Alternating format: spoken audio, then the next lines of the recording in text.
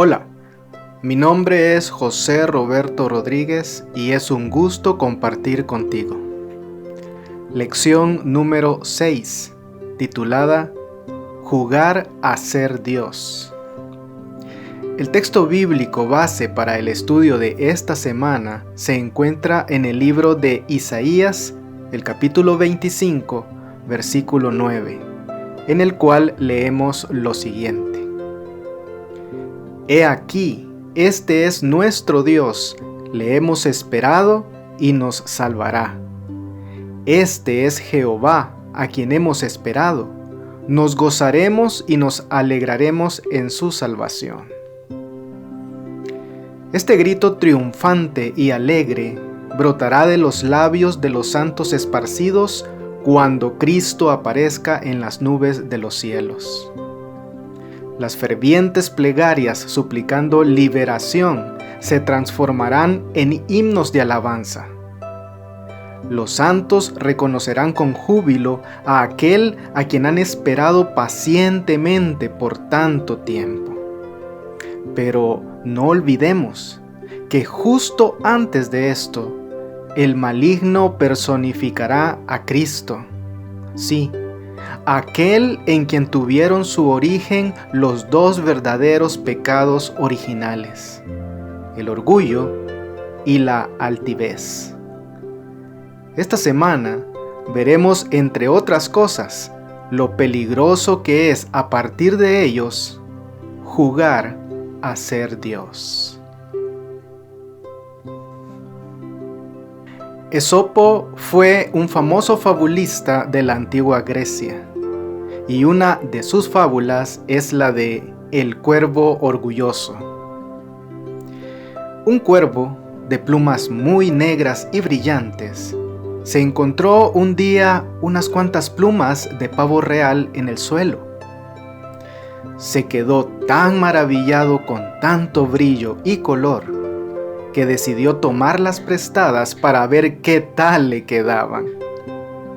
Así, el cuervo se fue colocando las plumas de pavo real en la cola al mismo tiempo que se decía: ¡Oh, qué preciosidad!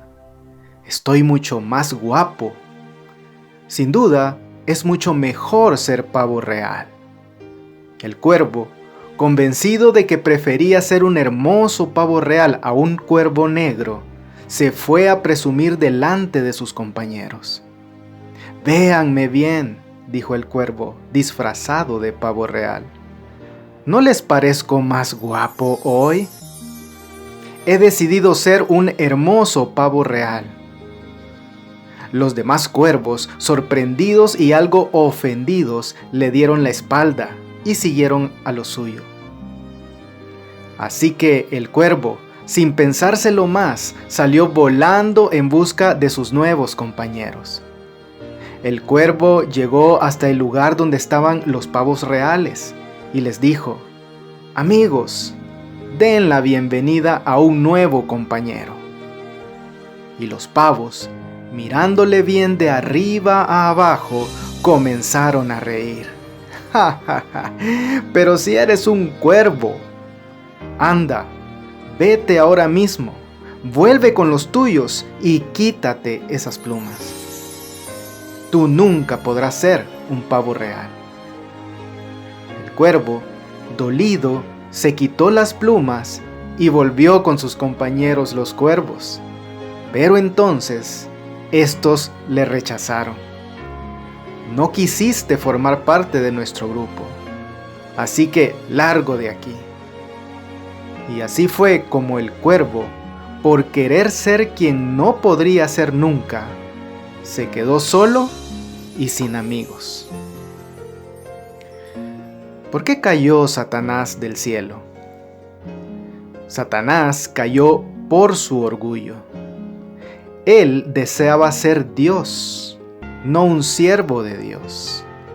Él deseaba ser pavo real y no cuervo. Era un ser angelical, hermoso, antes que se llenara de maldad. Tenía un puesto importantísimo en el cielo, pero le ganó su orgullo y el querer ser igual a Dios.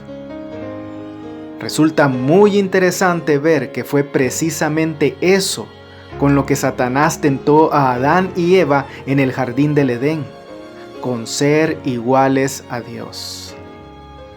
En esta semana analizaremos algunos aspectos a la luz de las Sagradas Escrituras que nos enseñarán, al igual que en el caso de la fábula de Esopo, por qué debemos querernos y aceptarnos como somos, sin artificios ni disfraces, y por qué no es bueno ser orgulloso y vanidoso.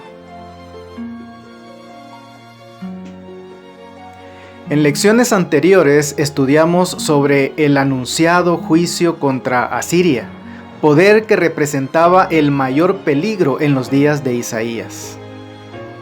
Y aunque en algún punto se reitera brevemente el plan del Señor para poner fin a esta nación, los capítulos 13 al 23 tratan sobre otras amenazas, dentro de las cuales la más importante es la de Babilonia.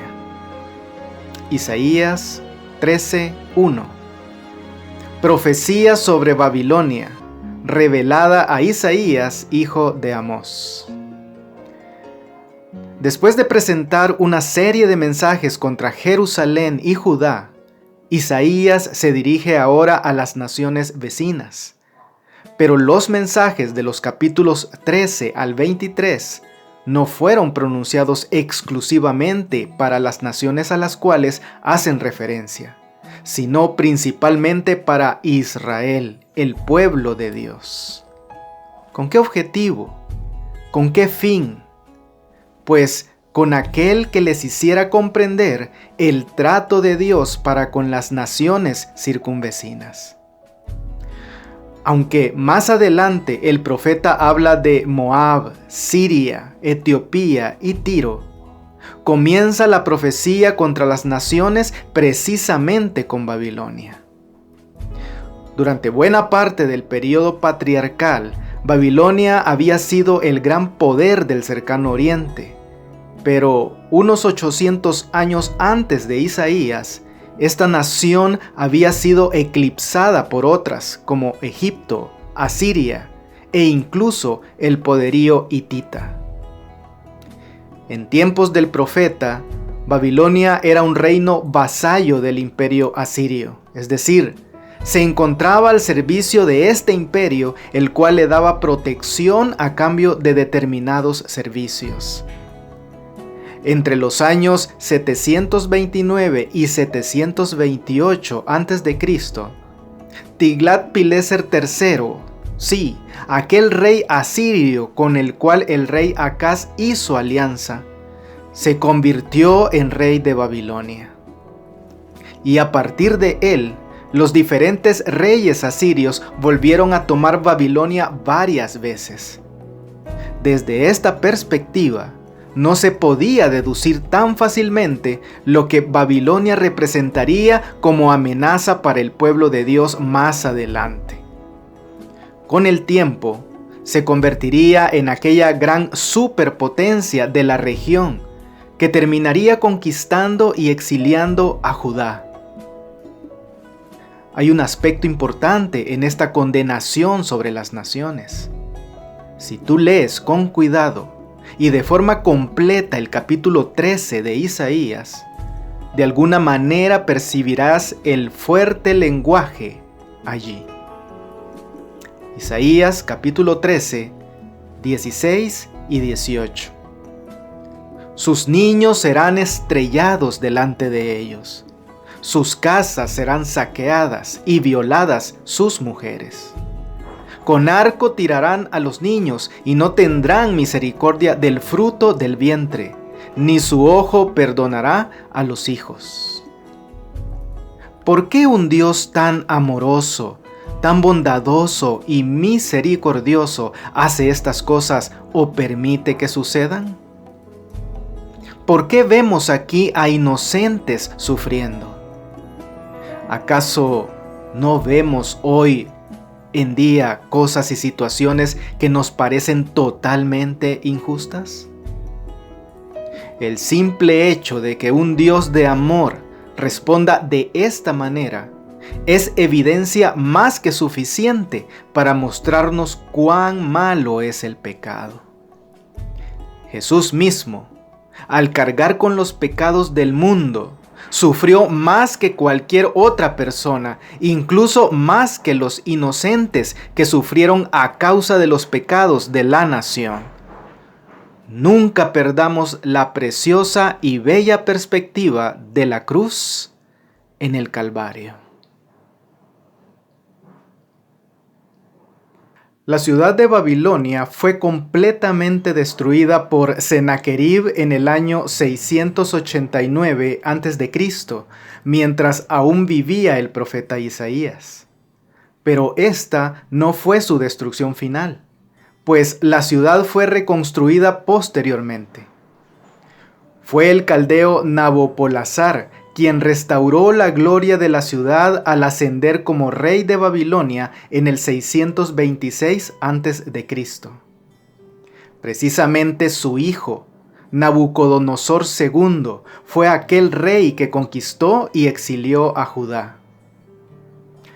Hay que comprender claramente que Dios es quien tiene el control total de todo cuanto sucede en la historia de este mundo, pues es Él quien a través de su voluntad y providencia utiliza diferentes elementos para que su palabra se cumpla.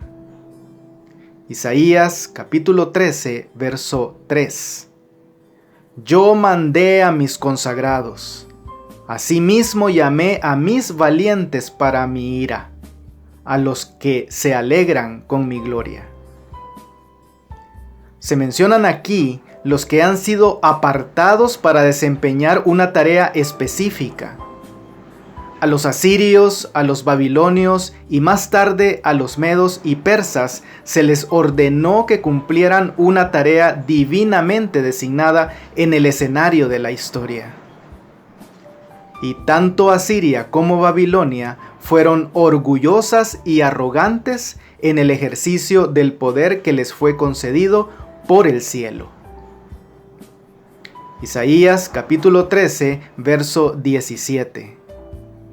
He aquí que yo despierto contra ellos a los medos, que no se ocuparán de la plata, ni codiciarán oro.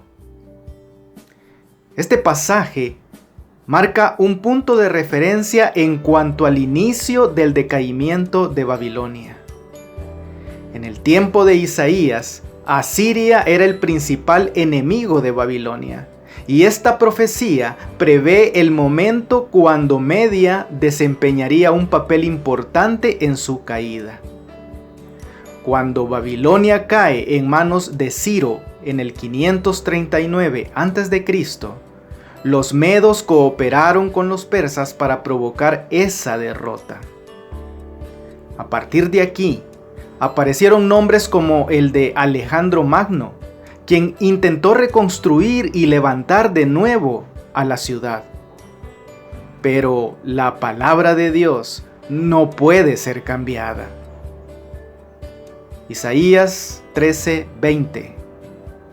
Nunca más será habitada, ni se morará en ella de generación en generación, ni levantará allí tienda el árabe, ni pastores tendrán allí majada. Desde que Babilonia fue destruida en la antigüedad, su lugar no ha sido habitado de nuevo. Los siglos dan así testimonio de la precisión de la profecía de Isaías, pues hoy solo quedan ruinas de aquella civilización de la antigüedad. Qué ridículas e imposibles habrán sonado las palabras de Isaías prediciendo la caída de Babilonia. No nos volvamos necios, ni descartemos como imposible cualquier otra profecía aún no cumplida. Isaías 13:6. Aullad, porque cerca está el día de Jehová. Vendrá como asolamiento del Todopoderoso. Sí, sí amigo, sí amiga. porque cuando llegue el día de Jehová, la voluntad de Dios será suprema, y lo que deba cumplirse, se cumplirá. Una vez presentada la caída de Babilonia en el capítulo 13 de Isaías, ahora el profeta continúa con su pronunciamiento del juicio contra esta nación, iniciando con estas interesantes palabras en Isaías 14:1. Porque Jehová tendrá piedad de Jacob, y todavía escogerá a Israel, y lo hará reposar en su tierra, y a ellos se unirán extranjeros, y se juntarán a la familia de Jacob.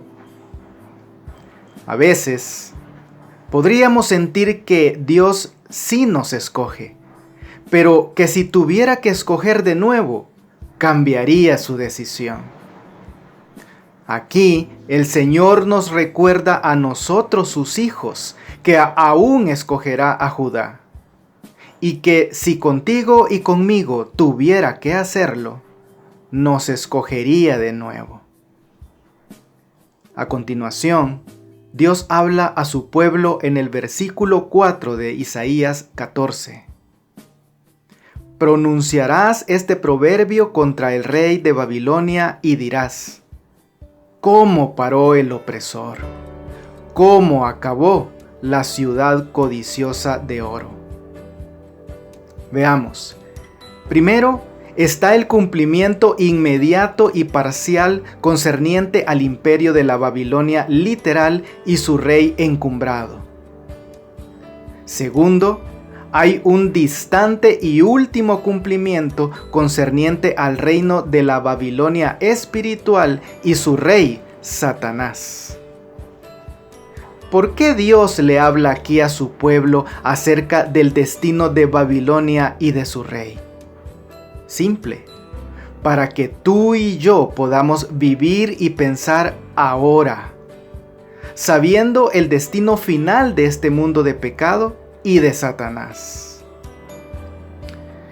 ¿En alguna oportunidad te has dicho, una vez que te has dado cuenta de cómo salieron las cosas, si tan solo hubiera sabido lo que sé hoy?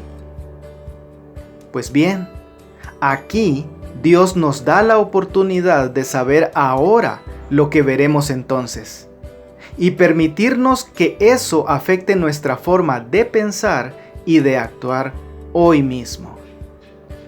Luego de que en los versos 9, 10 y 11 de Isaías 14 se presenta de forma figurada la manera tan dramática del Señor de decirle a un rey altivo que será humillado, se inicia una descripción que va más allá de un monarca terrenal. Isaías capítulo 14, 12 al 14.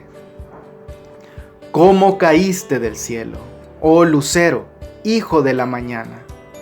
Cortado fuiste por tierra, tú que debilitabas a las naciones, tú que decías en tu corazón: subiré al cielo, en lo alto, junto a las estrellas de Dios, levantaré mi trono y en el monte del testimonio me sentaré, a los lados del norte. Sobre las alturas de las nubes subiré y seré semejante al Altísimo. Aquí tenemos un buen ejemplo de Isaías hablando más del lejano y último cumplimiento que del inmediato.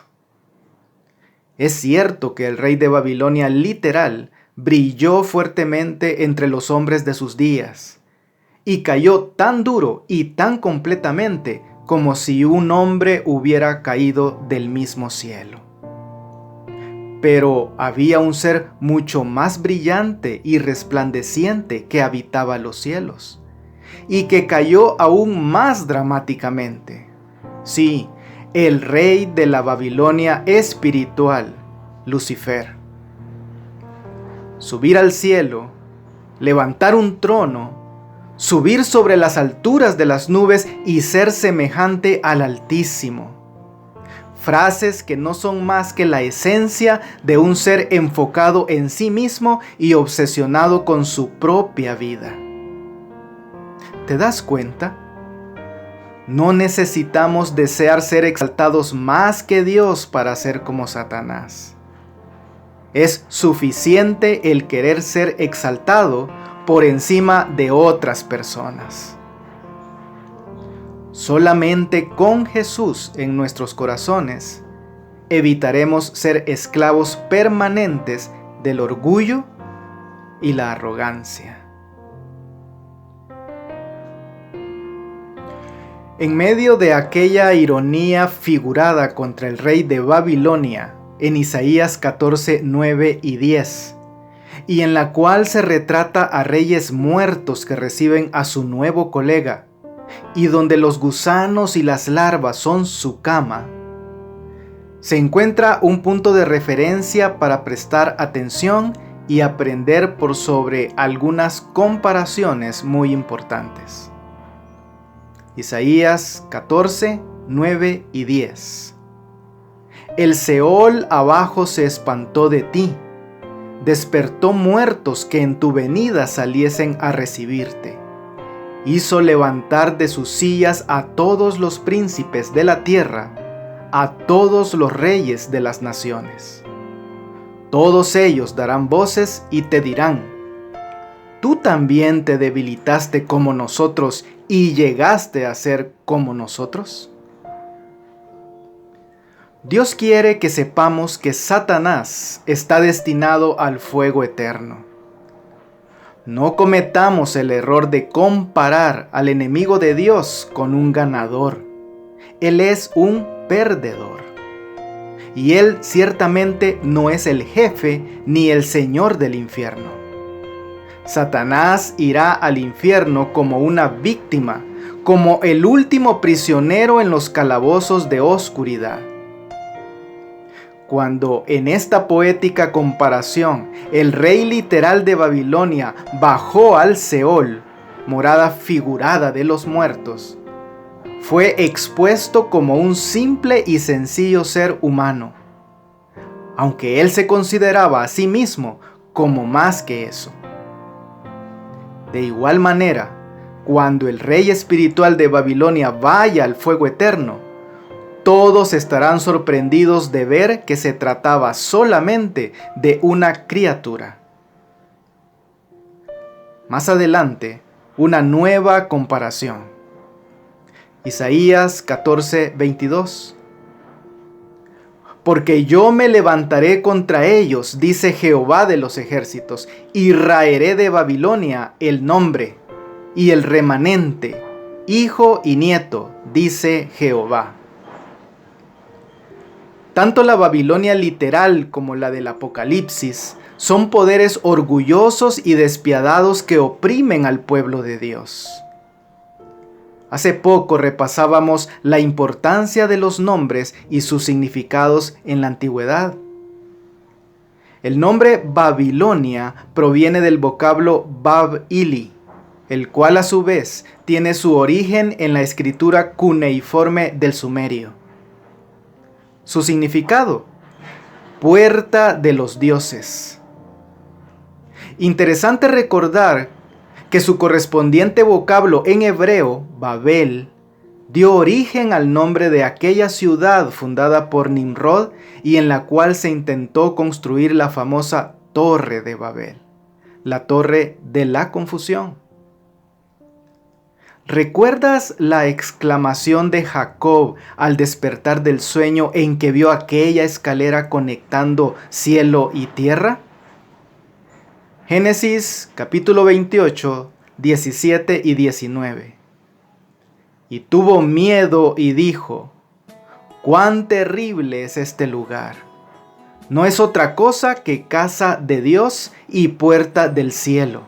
Y llamó el nombre de aquel lugar Bet-el. ¿Qué tenemos aquí? Dos formas opuestas para llegar al reino divino: la puerta del cielo en Betel y la puerta de los dioses en Babilonia.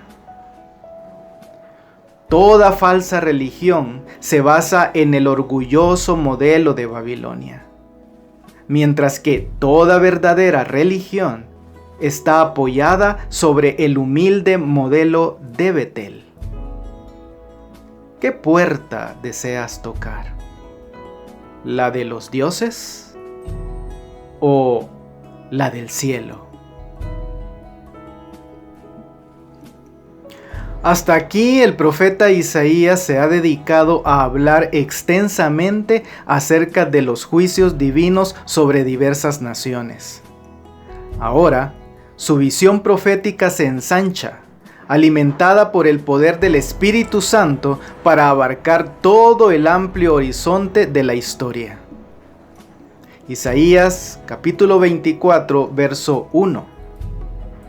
He aquí que Jehová vacía la tierra y la desnuda, y trastorna su faz, y hace esparcir a sus moradores. Como todos los mensajes proféticos de Isaías, la profecía del capítulo 24 originalmente se dirigió al Israel literal. Ella describe la manera en que Dios habría asolado la tierra y vencido a los enemigos de Israel si tan solo éste hubiera sido fiel. Pero en vista de la infidelidad de su pueblo, esta profecía, como otras que originalmente fueron pronunciadas para esa nación, será cumplida con el pueblo de Dios hoy. En el capítulo 24, Isaías presenta un cuadro gráfico de la condición de esta tierra cuando sus reyes serán subyugados antes de que Jehová de los ejércitos reine en el monte de Sión y en Jerusalén. Basta un breve repaso de los capítulos 24 al 28 de Isaías para darnos cuenta de que en ellos la palabra inspirada por Dios describe las escenas finales, cuando el pueblo de Dios será libertado y sus enemigos completa y totalmente derrotados. Más adelante, en el libro de Apocalipsis y en su capítulo 20, el apóstol Juan aplica la descripción que aquí se presenta de la tierra al desolado aspecto que ella tendrá durante el milenio. Y esto, junto con el mensaje de que Babilonia ha caído, nos recuerda y afirma que Satanás finalmente será destruido después de la segunda venida de Cristo. Ya antes, Isaías 13:9 nos recordaba que «He aquí el día de Jehová viene, terrible y de indignación y ardor de ira, para convertir la tierra en soledad y raer de ella a sus pecadores». Pero no olvidemos que otro día grande y espantoso de Jehová aún está en camino. Sí, porque como bien leemos en Isaías 28:21, Jehová se levantará como en el monte Perasim, como en el valle de Gabaón se enojará, para hacer su obra, su extraña obra, y para hacer su operación, su extraña operación. Dios es por naturaleza misericordioso, bondadoso y tardo para la ira. El causar dolor, sufrimiento, castigo y muerte sobre sus criaturas es ajeno al carácter divino. Pero, al mismo tiempo, de ningún modo tendrá Dios por inocente al malvado. Algunas veces el castigo divino parece demorar tanto que llegamos a la conclusión de que nunca vendrá y que podemos seguir en nuestros caminos como si nada.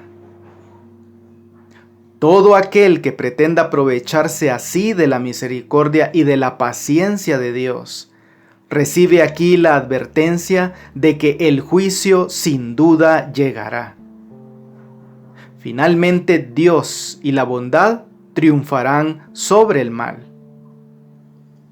¿Qué será lo que tú y yo podemos hacer para ser parte de esa victoria final? Pues en Proverbios 3:7 encontramos una pista. No seas sabio en tu propia opinión, teme a Jehová y apártate del mal. Muy bien, sinteticemos algunas ideas que nos ha dejado esta preciosa lección. Número 1. No pretendamos ser pavos reales. Esta semana la lección nos ha enseñado sobre el orgullo y sus resultados. El orgulloso quiere siempre que los demás le aplaudan por todo lo que hace. Siempre habla de todos sus logros y éxitos. Siempre desea tener el control de todo, se regocija por el fracaso de los demás y se resiente cuando ve a alguien triunfar sobre algo. Siempre se defiende ante las críticas de los demás. Nunca perdona a los demás. Una persona orgullosa no puede mejorar, porque para ella todo lo que hace está perfecto, quedándose estancada sin darse cuenta. Demos gracias al Señor por ser quienes somos. Número 2. El encumbrado, por muy encumbrado, siempre cae. Es cierto que el rey de la Babilonia literal brilló fuertemente entre los hombres de sus días, pero igualmente cierto es que cayó tan duro y tan completamente como si un hombre hubiera caído del mismo cielo. Nuestro Dios nos recuerda a sí mismo en su palabra que había un ser mucho más brillante y resplandeciente que habitaba los cielos y que cayó aún más dramáticamente que el rey literal. Y ese es el rey de la Babilonia espiritual, Satanás. Busquemos siempre al pie de la cruz del Calvario a aquel que se encargará de colocarnos en el lugar que sus hijos se merecen. Y número 3. Obra extraña. Triunfo final. Hay cosas que no podemos cambiar. Dios tiene el poder supremo sobre la vida y la muerte, y determina el momento, el lugar y la forma de la destrucción final. Él llevará a cabo su extraña operación, sí, aquella que no desea hacer, pero que por amor a sus redimidos y en concordancia con su justicia completará. Al final, el triunfo está completa y totalmente asegurado por sobre el orgullo, la vanidad, la altivez. Porque donde hay soberbia, allí habrá ignorancia, pero donde hay humildad, habrá sabiduría. Amigo y amiga, la pluma inspirada nos termina recordando que, como la ley de amor era el fundamento del gobierno de Dios, la dicha de todos los seres creados dependía de su perfecta armonía con los grandes principios de justicia. Dios quiere que todas sus criaturas le rindan un servicio de amor y un homenaje que provenga de la apreciación inteligente de su carácter. No le agrada la sumisión forzosa y da a todos libertad para que le sirvan voluntariamente. Que Dios te bendiga. No olvides apoyar este ministerio suscribiéndote a mi canal de YouTube. Con esto tendrás acceso a un video resumen completamente ilustrado y animado de la lección de escuela sabática para adultos al inicio de cada semana. Espero tus likes y tus comentarios de la lección. Bendiciones.